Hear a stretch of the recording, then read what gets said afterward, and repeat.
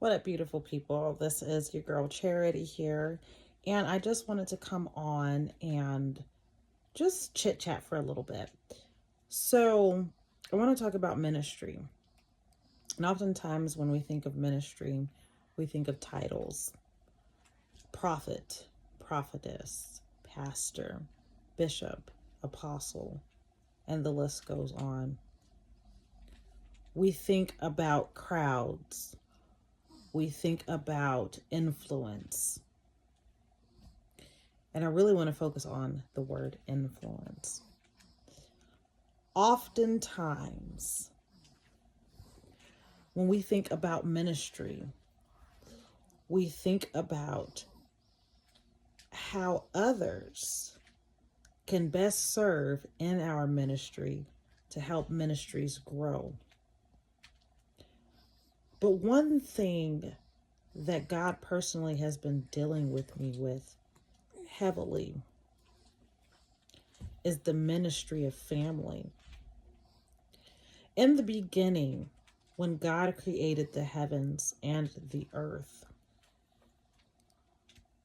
the first thing that God established after he created the fish and the sky and the grass and everything, he created mankind. Adam and Eve, he created family, he created relationship. That was the place of ministry, the first ministry.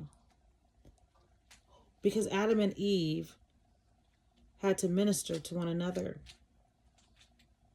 We have lost the ministry of the home, oftentimes making it insignificant or not seeing the value therein. We are so heavily taught in today's society to go after what we have been taught success looks like. Education, mega churches, large ministries, and wherever crowds follow means that there's success. And oftentimes, as we've been going after those things, something has been heavily negated, and that has been the ministry of the family. The first place, and before I go and talk about the first place of ministry, or to minister, is really about servanthood. Being a minister is all about servanthood. It is not about the crowds following you, how you can wow people, or building a platform for yourself. But it is about serving others in the way that is best for them and in the way that will help them. Excuse me, that's my baby, putting my baby to sleep. Not in a way that will help you build yourself up, but in a way that would best serve those you have been called to serve. Before you are ever called to go serve anywhere outside of your home, the first place that God requires us to serve is those who are the closest to us, which is our family. And one thing I have observed, which God has allowed my eyes to be observant to, if I'm saying that right, is how heavily we have negated ministering to family. Satan has deceived us, taking our eyes away from the value of what God established from the beginning, which was relationship, which was family units, making it a small thing. As a mother, the greatest thing I can do for my children to minister to them is to make sure I'm meeting their needs. Sometimes it's just as simple as cooking a meal. Sometimes we get so busy in the day-to-day hustle of life, of going after, making ourselves big, getting our platforms, going after the education of success, which there's nothing wrong with those things. Those things have their place. To where we get so busy where we negate what we think is small, because I've heard so many times too, oh, I'm more than a mom. As though there's this negative connotation behind simply being a mother. If you are a mom, your first calling is to nurture, is to guide, is to minister. And sometimes instead of running out the door and telling our children to put some microwave mac and cheese in the microwave, well, you should have ate. If you hungry, I told you to grab a granola bar, as though it's their responsibility so I can get out and do what I need to do for myself. Maybe we should take a step back and remind ourselves of the first call that God gives us. As a wife, I'm learning that I could think selfishly all day of how I feel my day has been going, how busy I am. But instead, the Lord has really been having me reflect on, how can I best minister to my husband?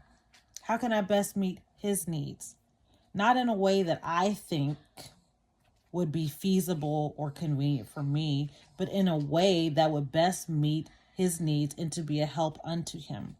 Because I am called to be a help meet what? Meet whatever needs that he has. Likewise for my children. The greatest minister and the greatest influence that we need to have should be in our homes. And in this season, that is what God is calling for, because there has been a breach in the spirit. The enemy has been running rampant. He has been running rampant, destroying families, ripping apart the family unit. And it has become so common to where we have become null and void to it. You know why families are not staying together?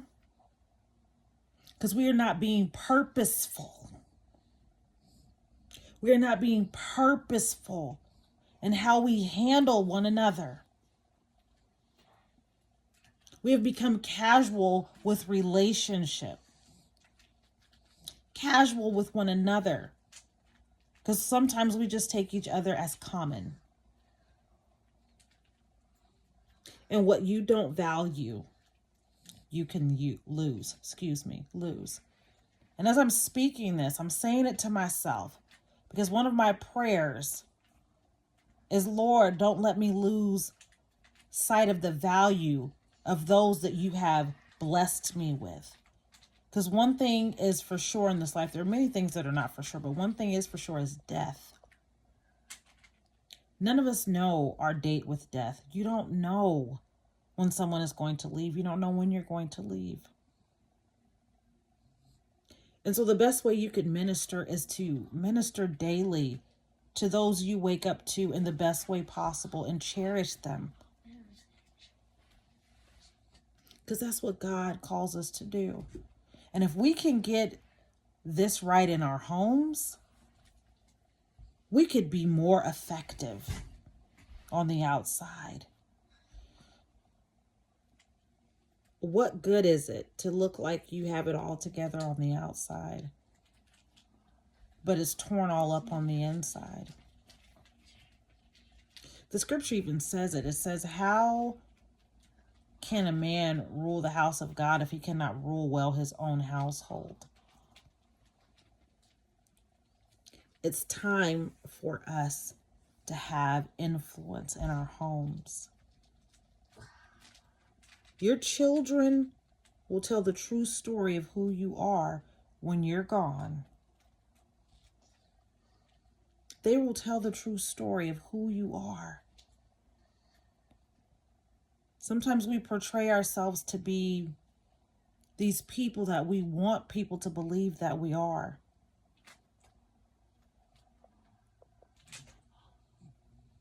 God is dealing with families. God is restoring families. It says he's a restorer of the breach. He's restoring families in this hour. I am a living witness to it.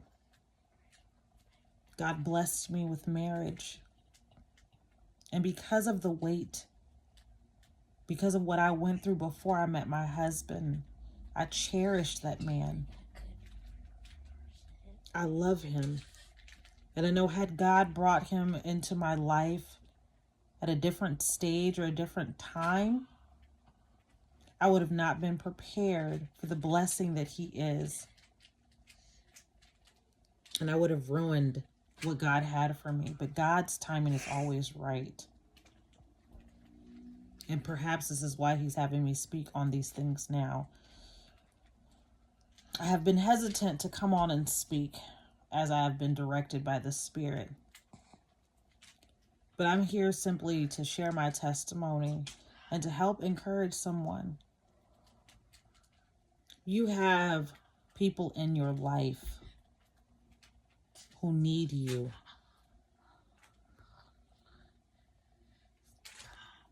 Don't take for granted your loved ones and your family, your children, your husband. Minister to them in the best way possible. Do it as unto God, as the scripture says. I guarantee you, you will be blessed. That's all I got on to say. I hope that you will continue to be blessed during the rest of your day. And until next time, I'll see you on the other side of victory. Be blessed, beautiful people.